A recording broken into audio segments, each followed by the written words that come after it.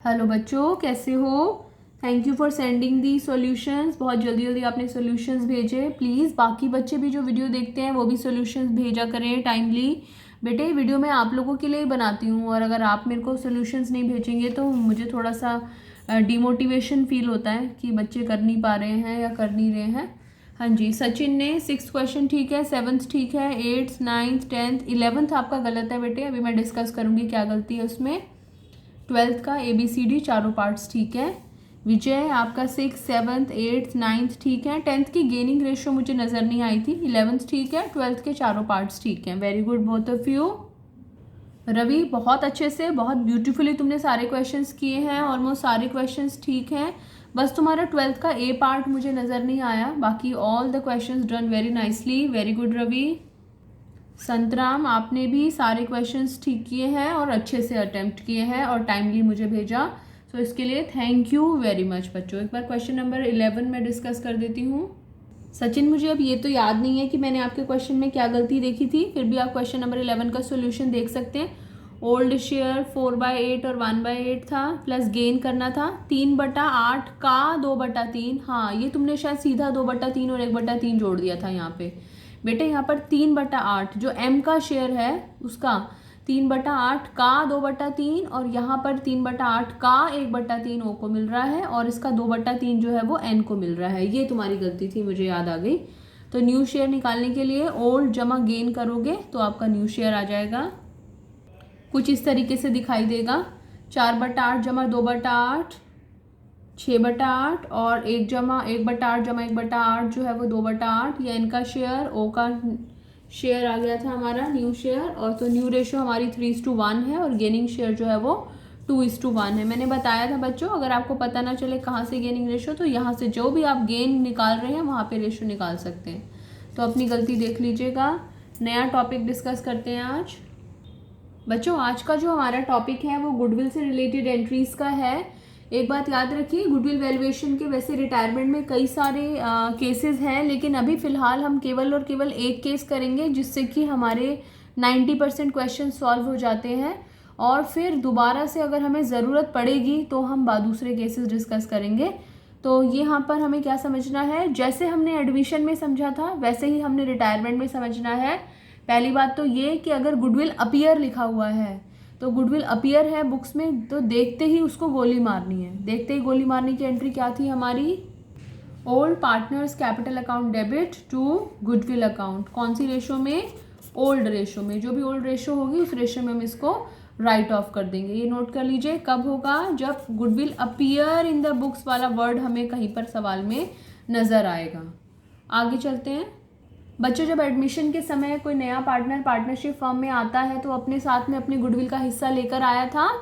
अब जो है वो जा रहा है, पार्टनरशिप फर्म को छोड़कर जा रहा है, तो बाकी पार्टनर्स को उसके जाने की वजह से गेन हो रहा है, तो बाकी पार्टनर्स उसको कॉम्पेंसेट करेंगे। तो सेम उसी तरीके से जैसे हमने एडमिशन के समय किया था ऐसे हम रिटायरमेंट के समय करेंगे।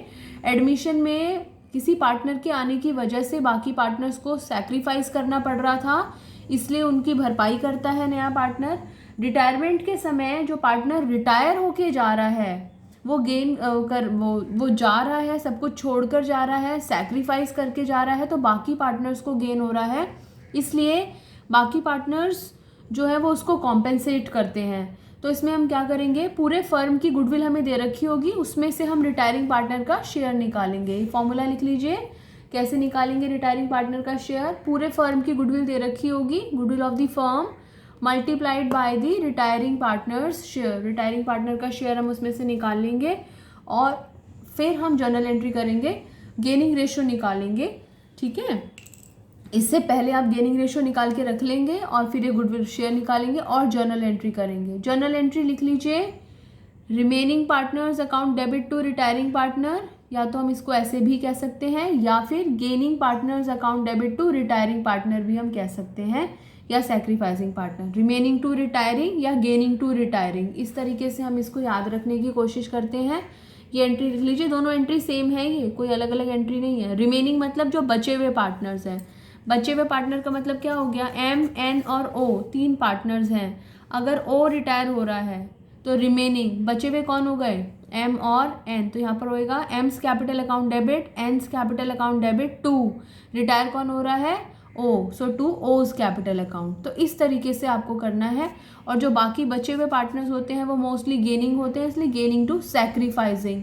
जो पार्टनर जा रहा है, सब कुछ छोड़ के जा रहा है ना, वो दुनिया छोड़ के जा रहा है, पार्टनरशिप फर्म छोड़ के जा रहा है, त्याग करके जा रहा है, इसलिए उसको सैक्रिफाइसिंग पार्टनर भी कहते हैं।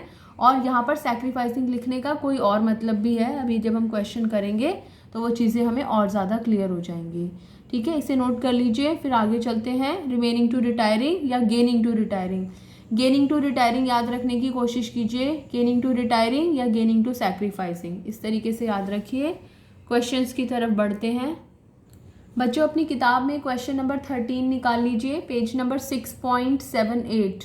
जब तक क्वेश्चन ना निकाला हो तब तक आगे मत बढ़ना वीडियो में। Page number 6.78, question number 13। Heading दिखाई दे रही होगी आपको, ट्रीटमेंट ऑफ गुडविल लिखा हुआ है। ठीक है, क्वेश्चन देखते हैं। LMO कितने पार्टनर्स हैं, 3 पार्टनर्स हैं, ऐसे लिख लीजिए। Old ratio LMO is equal to 4:3:2। ये कौन सी रेशो है, ओल्ड रेशो है। अगर इस क्वेश्चन में गुडविल अपीयर लिखा हुआ होता तो इस रेशो में आप उस गुडविल को राइट ऑफ कर देते। L's capital account debit, M's capital account debit, O's capital account debit to goodwill account करके उसको खत्म कर देते। इस क्वेश्चन में नहीं है, अपीयर वर्ड कहीं पर नहीं है। आगे क्वेश्चन देखते हैं, इसलिए वो वाली एंट्री नहीं होनी यहाँ पर। LMO are partners sharing profit and losses in the ratio 4:3:2। ये 4:3:2 कौन सी रेशो है, ओल्ड रेशो। एम रिटायर्स, कौन रिटायर हो रहा है, एम रिटायर हो रहा है। एम को गायब कर दो पिक्चर में से, तो कौन बचा, एल और ओ बचा। जो रिटायर हो गया उसको अलग से लिख दो। एम का शेयर, एम का शेयर कितना है ज़रा बताना, 3/9। ये अलग से लिख के रख लो, हमेशा काम आता है। 3/9 आपने लिख लिया। न्यू रेशो दे रखी है क्वेश्चन में 5:3 दिखाई दे रही है लिखी हुई, सो 5:3 है। पहला काम, सबसे पहला काम है गेनिंग रेशो निकालना। कोई नई बात नहीं है, पिछले 12 क्वेश्चंस आपने गेनिंग रेशो निकालने के ही करे हैं। कैसे निकालेंगे गेनिंग रेशो, एल और ओ दोनों का नाम लिखेंगे। गेनिंग रेशो का formula new minus old. L का न्यू शेयर 5/8, ओ का new share 3/8 minus old. L का ओल्ड शेयर यहाँ से देखो 4/9, ओ का ओल्ड शेयर, ओ को देखना है, एम को मत देखने लग जाना, 2/9। अब आपको इसे सॉल्व करना है।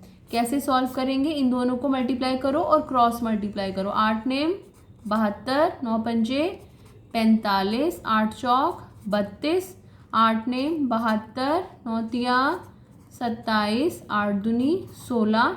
जब आपने इसको माइनस करा, नीचे 72 है, तो हमारे आगे gaining ratio 13:11 if I am not wrong. ठीक है, सो 13:11 is the gaining ratio. What is the gaining ratio, 13:11। किस किस की गेनिंग रेशो है ये, एल और ओ की गेनिंग रेशो है। अब आगे कैसे करना है हमें, एम का शेयर निकालिए।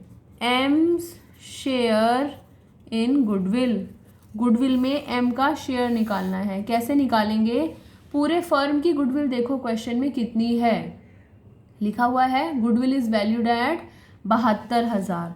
तो पूरे फर्म की गुडविल कितनी है, 72,000 मल्टीप्लाइड बाय एम का शेयर। कितना लिखा था हमने एम का शेयर, 3/9। तो ये 72,000 को 3/9 से गुणा करा, कितना आ गया, 24,000। तो एम का शेयर कितना है, 24,000। आपको इस तरह के क्वेश्चंस में ये 2 काम करने हैं। क्या क्या, पहला तो गेनिंग रेशो निकालनी है, दूसरा जो रिटायर हो रहा है उसका शेयर निकालना है।